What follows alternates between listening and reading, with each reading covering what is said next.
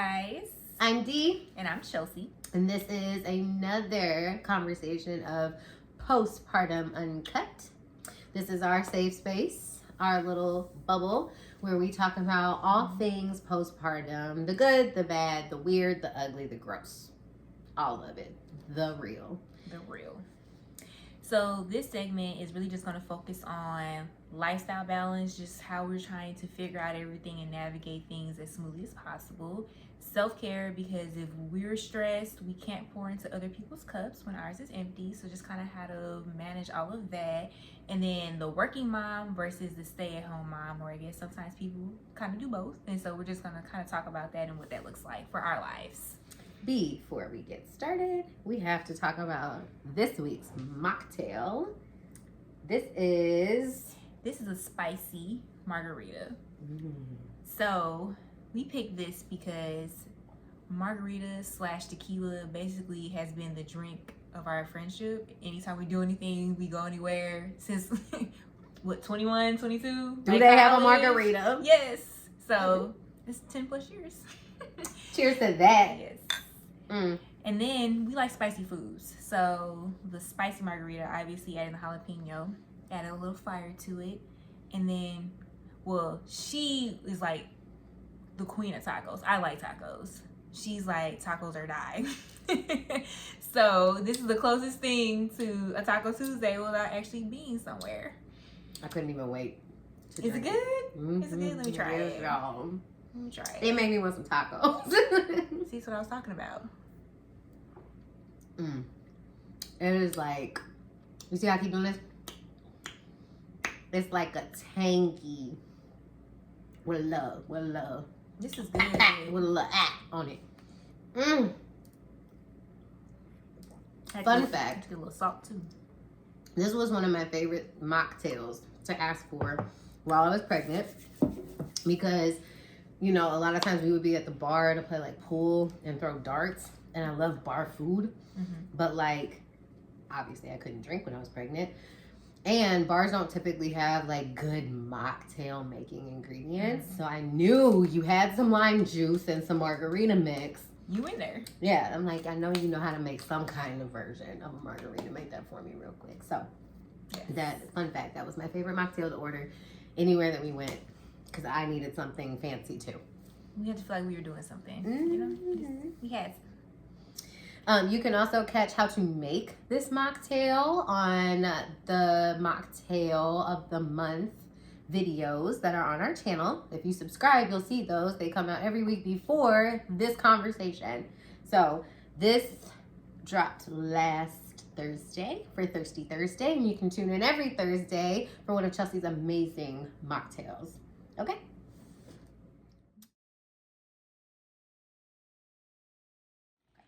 All right, guys. So as a new mom, I really had a lot of things to juggle, because as soon as my baby came home from the NICU after being there for a couple months, I probably had about 2 weeks left on maternity leave, and then I had to go back to work. But luckily, my job is pretty flexible with how I work, so I was able to go back like a shift here, a shift there. So I kind of had a stay-at-home mom-ish kind of schedule, which was kind of nice to transition back into work. My biggest thing when I got back to work was my pump schedule. Ooh. I was pumping every 3 to 4 hours while I was not at work, and I had time on my hands. But it's like in the middle of working a 12-hour shift as a nurse, I'm like, how am I gonna find time to take 30 to 40 minutes out of my shift every 3 to 4 hours to pump? That's like pumping 3 to 4 times a shift. Yeah, we're kind of busy at work, so and then if you haven't pumped before, or you don't know, pumping is its whole thing, like its own thing. It's a part-time job. It really is. So we are going to talk about pumping soon, just so you understand what that means for her at work. That's a lot. That's a lot. Yeah. And then, like, on top of trying to find time to pump at work, I was emotionally kind of drained, because even though she was at home with Dad, I'm just still away from my baby. Like, I carried her for 6.5 months, and now it's kind of like I'm away from her for 14 hours in the run of a day. Like, that's a long time. So I could not imagine going back to my job. No, because first of all, it's just like work is work, and that's your baby.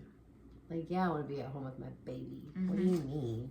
So yeah, I couldn't even imagine. And then throw in pumping. I really don't want to go there mentally. Yeah. So I feel for you.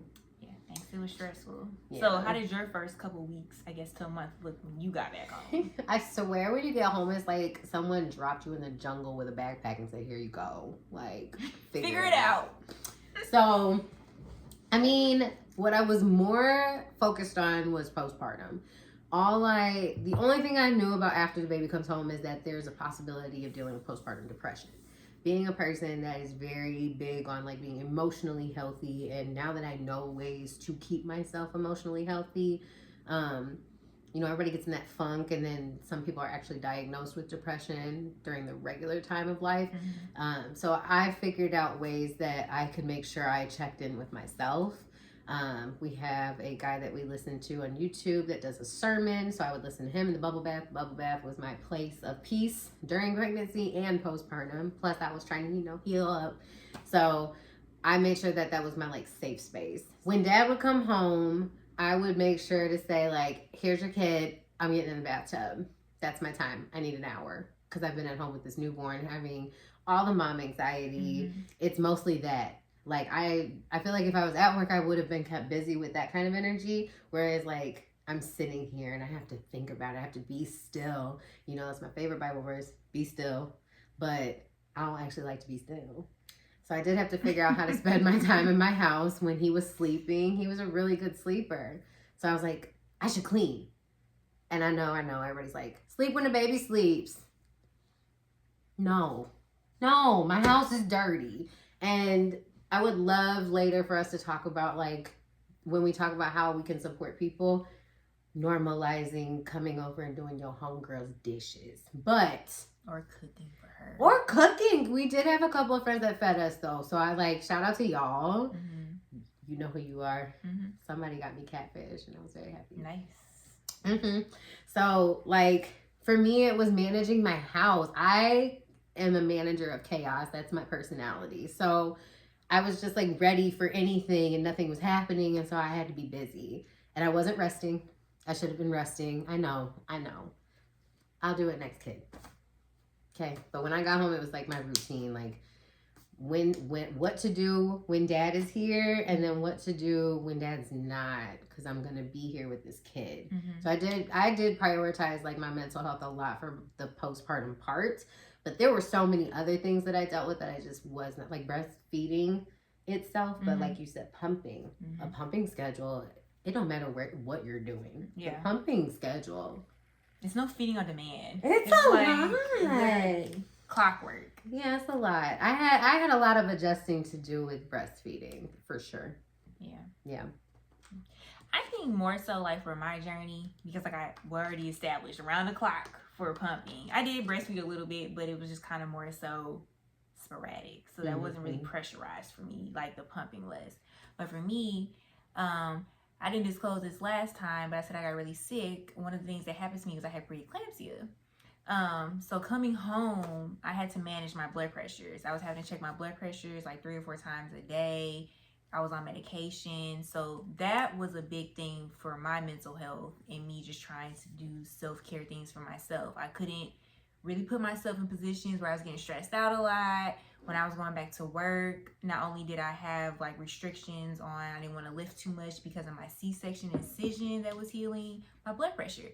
I couldn't let anything that was happening at work raise my blood pressures. At home, same thing. I'm like, when I come home, I need it to be peace.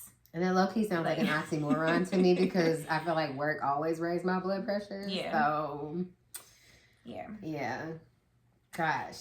And then baby girl came home on oxygen. So on top of just regular mommy feedings at 3 a.m., dad and I were getting awake by her alarm beeping. We had to troubleshoot why the oxygen was beeping. It was just a whole thing. So we just had so much other things added on top of just trying to transition into parenthood.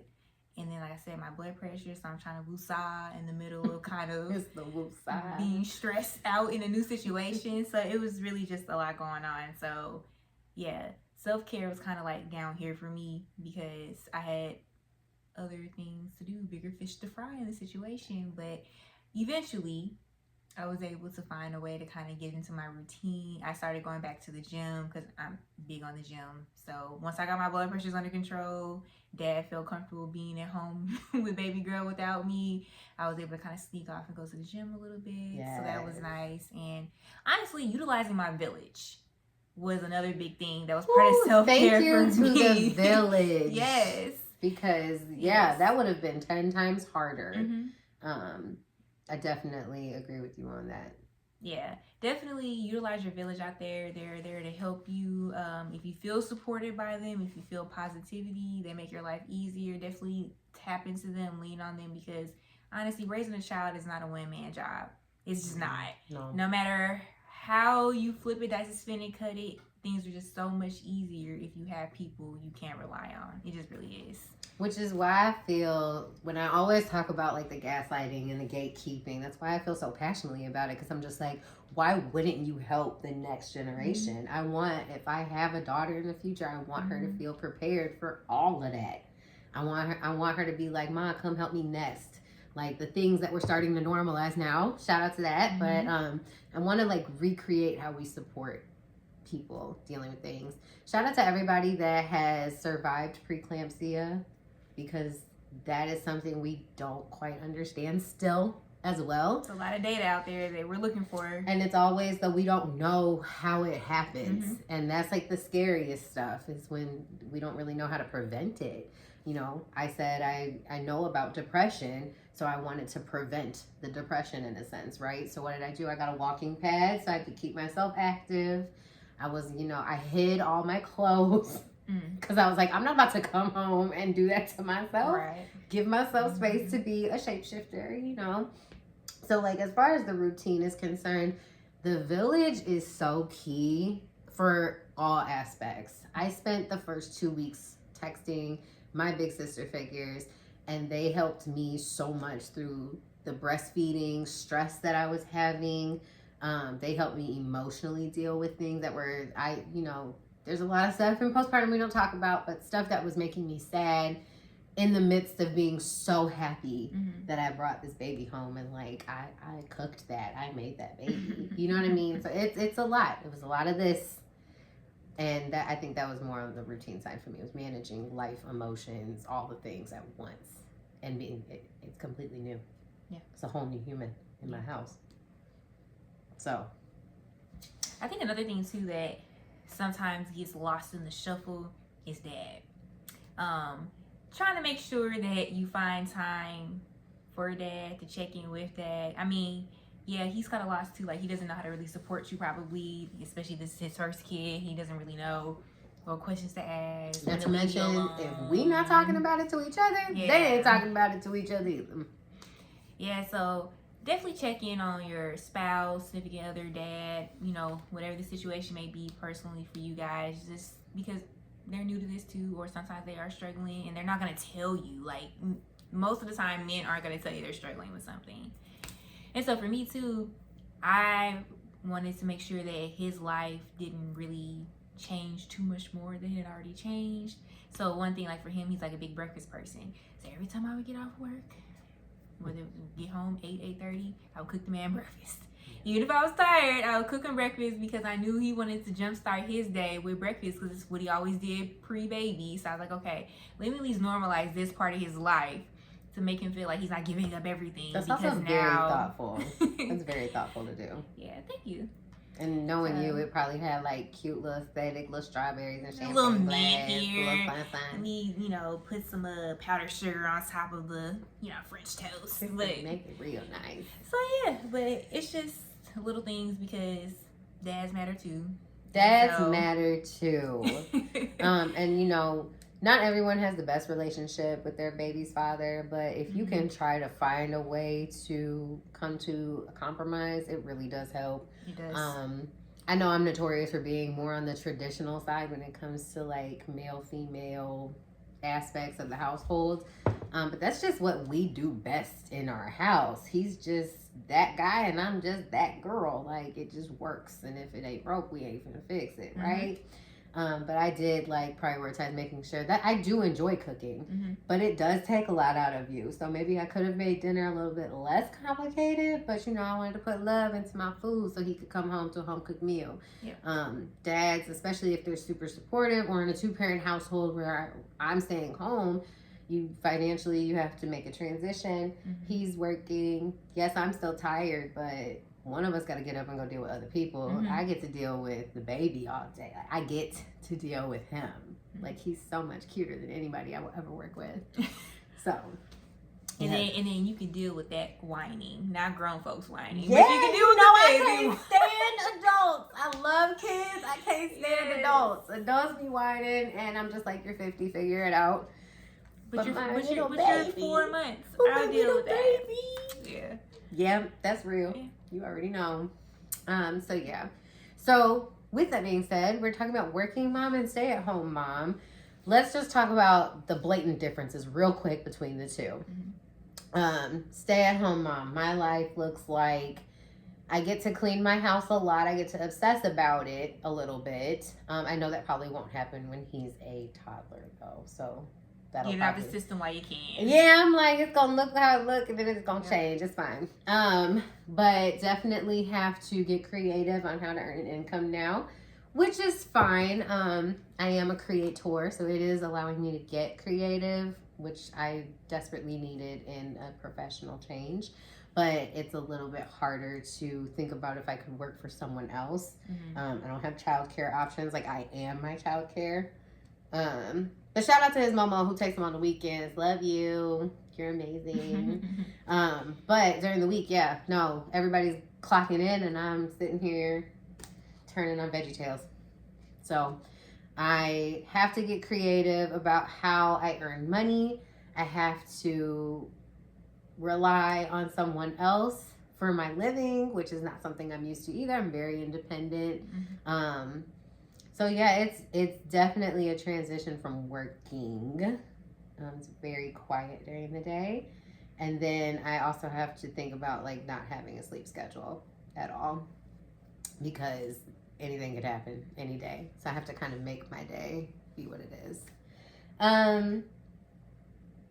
That's most of the breakdown for me on being a stay-at-home mom. Now the cool thing is I'm not spending a bunch of money on childcare. That's the childcare is whew. It's ridiculous. It's literally you have to get another part-time job just to. Yeah, we definitely save on childcare, and I definitely have to work harder to be social. Like, it's easy to get stuck at being at home, and then when I want to go out, everybody's at work. And then when everybody wants me to go out, I'm like, no, I'm at home. It's the weekend, and my man home. So that's some people are at work. Some people at work. Cause I'm off. You work weird. Right. She So you overnight. can catch me off. Yeah, I'm off during the week sometimes. That's when we're talking about our park dates, y'all. Yeah. So let's talk about what's different about your life. So like I was saying earlier, I've kind of had a mix of both. When I first brought her home, I would consider myself a stay-at-home mom because probably I worked maybe like 3 shifts in a month. So I was pretty much at home.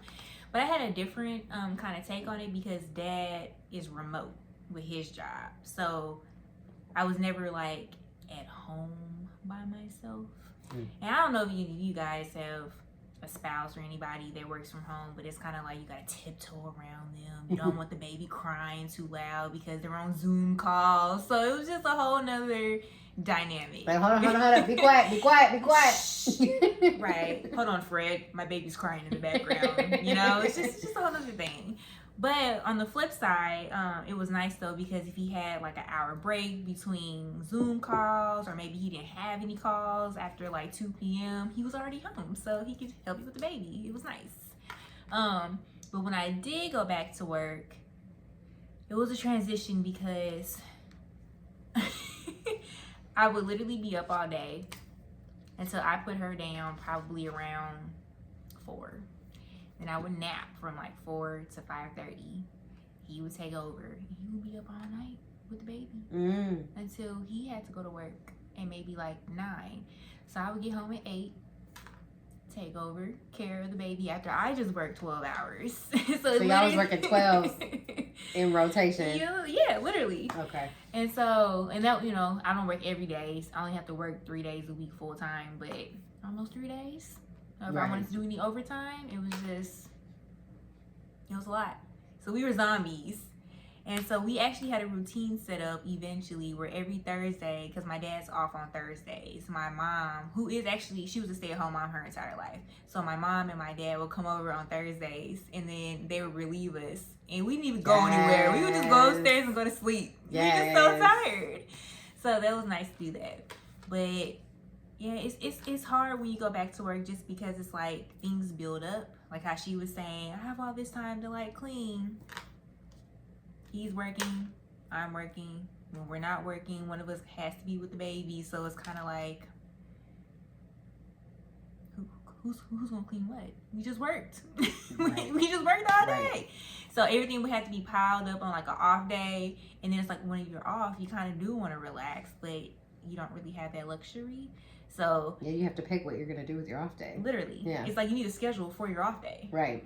So, and then me working nights also puts another wrench into things just because, like how she kind of said it, is literally around the clock. Somebody's like up because the other person's not even at home or they're like on the, like a Zoom call. So it was a transition. I know them coming over was probably very helpful to y'all because I'm the one that stays up because I'm like, well, he has to go to work and he has a physical job. Why would I make him get up when I can figure out a nap or something? I could figure it out, maybe, whatever. Yeah. But like, that's my contribution, and that's kind of like taking care of your partner as well. And that's actually what I would do when I was off. Like, he would work up until, he would work up until 4:30 or whatever. We kind of had family time. I would go to sleep at like 9, and then after anything that happened after midnight was on me. Yep, that's exactly that's the schedule. That's the schedule. Mine was 8 though. Yeah. But that's because he yelled at me. He said I wasn't trying to go to sleep. I was looking at my phone and stuff. He was like, all right now. And so then I was like, okay, 8 o'clock. So at 8 o'clock I wind down. So at 9 o'clock I'm gonna go to sleep.